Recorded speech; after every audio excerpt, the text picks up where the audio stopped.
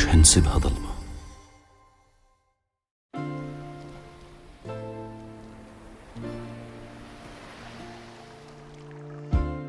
المكان اللي أنا واقف فيه ده اسمه جلاس بيتش، يعني شاطئ الزجاج.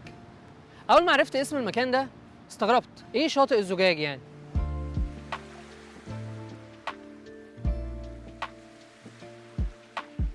تاريخ المكان ده بيقول إنه سنة 1949 كان مجرد مكان بتترمي فيه النفايا والمخلفات، يعني كان مقلب زبالة لمدة 18 سنة. بعد ما المكان ده اتملى بالمخلفات جم أخدوا منه الحاجات اللي ينفع يتعاد تصنيعها أو ينفع تتباع خردة، وما سابوش فيه غير الإزاز والطوب والفخار والحاجات اللي محدش شاف فيها أي قيمة.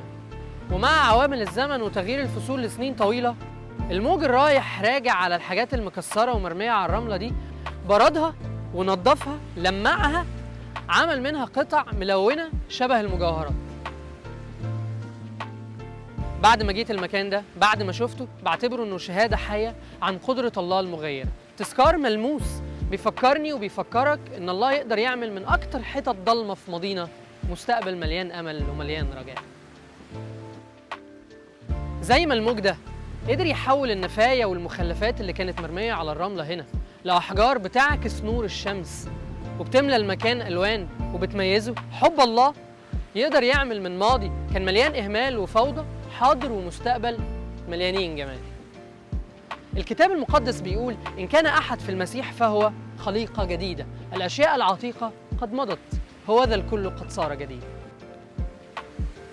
كل حتة إزاز من دول بتعبر عن كسر قديم ربنا صنع منه خليقة جديدة.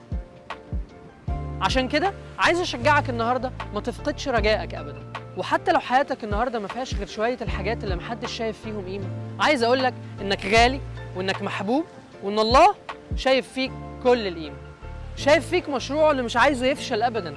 فأنا بشجعك تيجي النهاردة تختبر إبداع الله في التغيير.